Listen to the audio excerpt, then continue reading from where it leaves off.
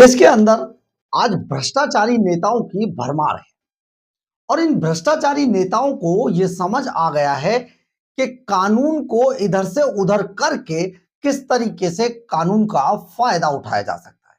इन्हें लगता है भ्रष्टाचार करो, माल बनाओ और बस कानून के बड़े बड़े वकील खड़े करो और बच जाओ। लेकिन ऐसा है नहीं। कानून जिसके खिलाफ काम करने लगता है वो लास्ट में फंस ही जाता है। आपको यहां पर कुछ उदाहरण बता देते हैं। लालू प्रसाद यादव का क्या हुआ, अरविंद केजरीवाल एंड कंपनी का क्या हुआ और साथ में हेमंत सोरेन का क्या हुआ। इससे पहले भी कई नेता भ्रष्टाचार की चपेट में आए और बाद में लंबे समय तक जेलों में बंद रहने के बाद कुछ हालत ऐसी हो गई, ना इधर के रहे ना उधर के रहे। हम बात कर रहे हैं बंगाल के अंदर भ्रष्टाचार में आखंड डूबी ममता बनर्जी की। ममता बनर्जी सरकार ने कुछ ऐसा माहौल पश्चिम बंगाल के अंदर किया है जैसे पश्चिम बंगाल देश का हिस्सा ही ना हो। वहां पर हर कानून ममता बनर्जी के हिसाब से काम करता है। हर कानून का अधिकारी भी उन्हें लगता है कि उनके हिसाब से ही काम करे, लेकिन ऐसा है नहीं, क्योंकि ये मामला देश के लोकतंत्र का होता है। इसलिए कानून तो वही काम करेगा जो लोकतंत्र चाहेगा, अधिकारी तो वही काम करेगा जो देश का सुपर जो गृह मंत्रालय वो चाहेगा। आप ये सोचिए कि जिस तरीके से बंगाल में हुआ वो कितना दुखदाई था। नमस्कार, मैं हूं कुमार गजेंद्र।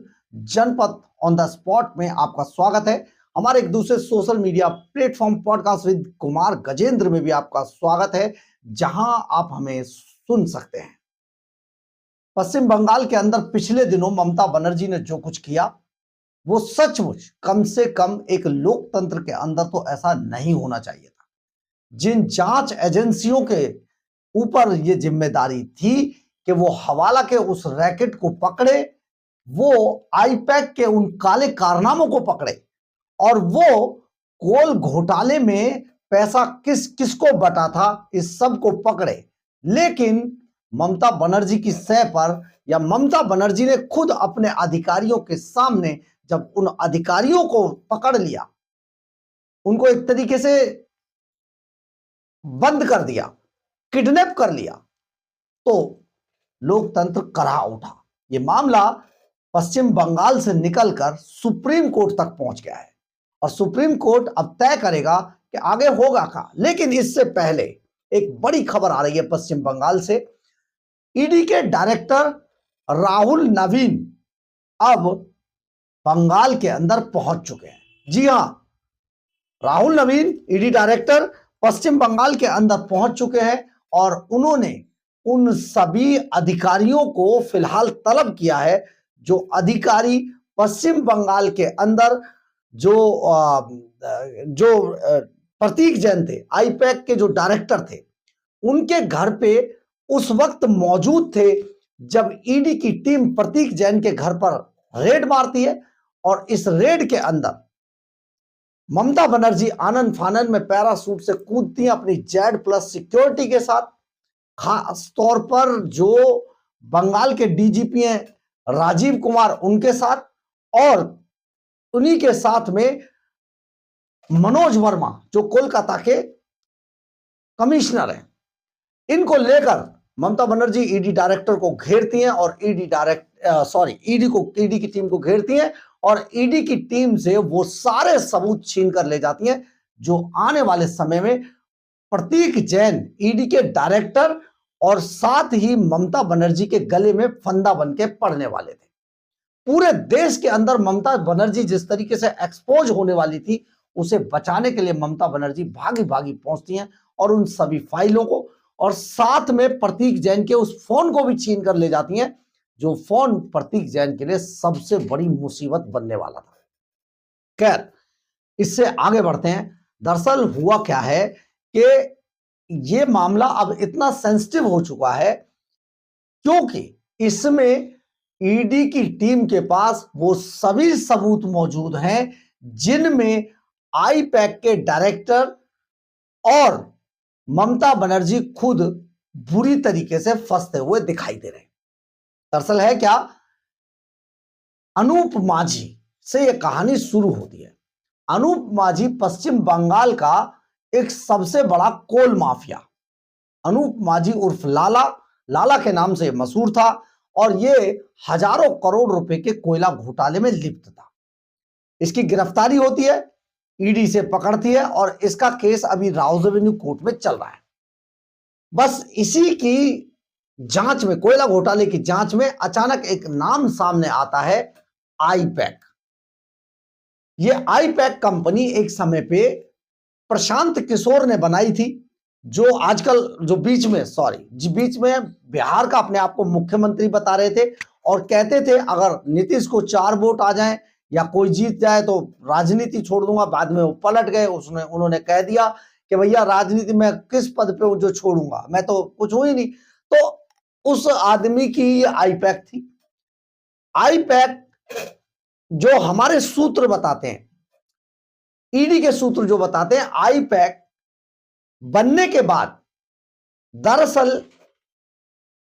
ब्लैक मनी को व्हाइट करने का धंधा आईपैक कर रही थी और बड़े बड़े घोटालों का पैसा नेताओं के चुनावों में लगवा रही थी। यह काम था आईपैक का, दिखाने के लिए काम था, चुनावी जो पार्टियां उनके लिए चुनावी रणनीति तय करना, लेकिन ऐसा था नहीं। अब आईपैक एक बॉम्बे के अंदर एक कंपनी थी, वो कंपनी आईपैक को 20 करोड़ रुपए ट्रांसफर करती है। क्यों करती है, क्या जरूरत है, लेकिन यह ट्रांसफर किया जाता है क्योंकि ममता बनर्जी के दबाव में 20 करोड़ रुपया बॉम्बे की एक फर्म ने हवाला के जरिए आईपैक को ट्रांसफर कराया। और जानते हैं, जब इसकी जांच की गई तो ये जो मुंबई की जो कंपनी थी जिसने 20 करोड़ ट्रांसफर किए थे, वो सेल कंपनी पाई गई, फर्जी, वो कोई कंपनी नहीं थी, एक सेल कंपनी के नाम से ये पैसा ट्रांसफर हुआ आईपैक को। आईपैक से ये पैसा ट्रांसफर होता है ममता बनर्जी को। यही बात ममता बनर्जी को परेशान किए हुए थी। बस फिर क्या था, जैसे ही ममता बनर्जी को यह खबर लगी कि आईपैक पर रेड हो गई है, उसके बाद ममता बनर्जी भागी भागी पहुंचती हैं और बस जाकर जो प्रतीक जैन का मोबाइल फोन था उसको छीनती हैं ईडी से। ईडी की जो जब्ती थी, यानी कि जो सामान जब्त किया था ईडी की टीम ने, उस सारे सामान को ममता बनर्जी खुद उठाकर ले गई। किसके साथ, पश्चिम बंगाल के डीजीपी राजीव कुमार और कोलकाता के पुलिस कमिश्नर मनोज वर्मा के साथ मिलकर उस सारे जो जब्ती थी ईडी की उसको उठाकर अपने साथ ले गई और साथ में ले गई प्रतीक जैन के उस मोबाइल को, जिसमें वो पूरा का पूरा डिटेल था, जिससे कि प्रतीक जैन के साथ साथ शायद और कई लोगों के साथ साथ ममता बनर्जी के गले में फंदा पड़ने वाला था। अब हुआ यह है, यह मामला अब सुप्रीम कोर्ट में चल रहा है। सुप्रीम कोर्ट में चलने के दौरान अब इसमें बहुत सारी चीजें सामने आई हैं। तो अब जो ईडी के डायरेक्टर हैं राहुल नवीन, वो कोलकाता पहुंच चुके हैं। कोलकाता पहुंचते ही उन्होंने सबसे पहले ईडी के उन सभी अधिकारियों को बयान देने के लिए बुलाया है, पूछताछ के लिए बुलाया है, जो अधिकारी उस दिन प्रतीक जैन के घर पर रेड में मौजूद थे। इसके बाद ईडी डायरेक्टर ने उन अधिकारियों को भी पूछताछ के लिए बुलाया है जो उस दिन ममता बनर्जी के साथ प्रतीक जैन के घर पर गए थे। यानी कि सबसे अलग अलग बयान सबके दर्ज करेंगे और वो भी ईडी डायरेक्टर की देखरेख में। ये बयान जब दर्ज हो जाएंगे, इसके बाद इन सब बयानों को रखा जाएगा सुप्रीम कोर्ट में, क्योंकि ईडी अब इसमें कोई रिस्क लेना नहीं चाहती है। तो सुप्रीम कोर्ट से ममता बनर्जी को दबोचने के लिए अब ऑर्डर कराने जा रही है ईडी। ये सारे सबूत, सारे बयान जब ईडी रखेगी सुप्रीम कोर्ट में, और उसके बाद जब सुप्रीम कोर्ट में कहा जाएगा कि हमें ममता बनर्जी से पूछताछ करनी है और प्रतीक जैन से करनी है, तो प्रतीक जैन का गिरफ्तार होना तो तय मानिए, लेकिन ममता बनर्जी का गिरफ्तार होना भी तय है।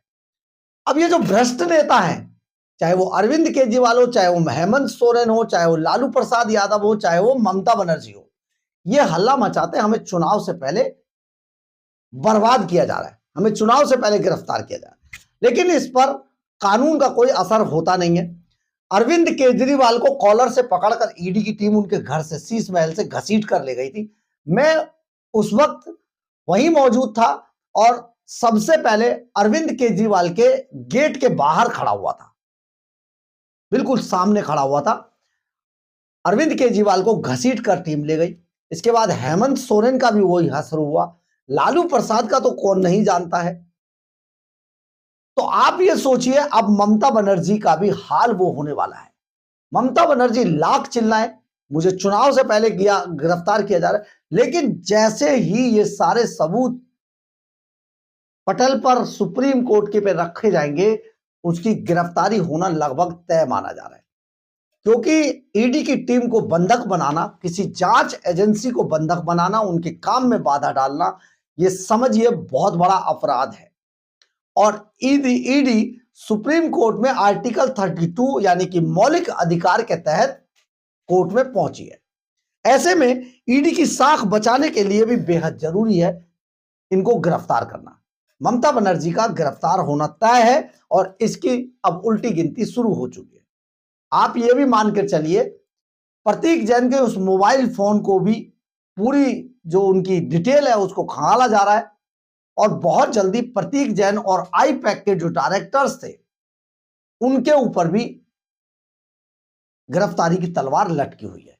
यानी आने वाला समय बहुत क्रुशियल हो सकता है। ममता बनर्जी की उल्टी गिनती शुरू हो गई है।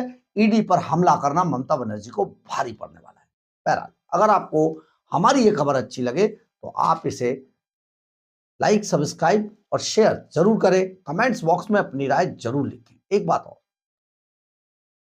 हमारी खबर को अगर आप कंटिन्यूअसली देखते हैं, आपको अच्छा लगता है, तो हमारे चैनल को हाइप जरूर करें। हाइप करना ना भूलें। जय हिंद, जय भारत।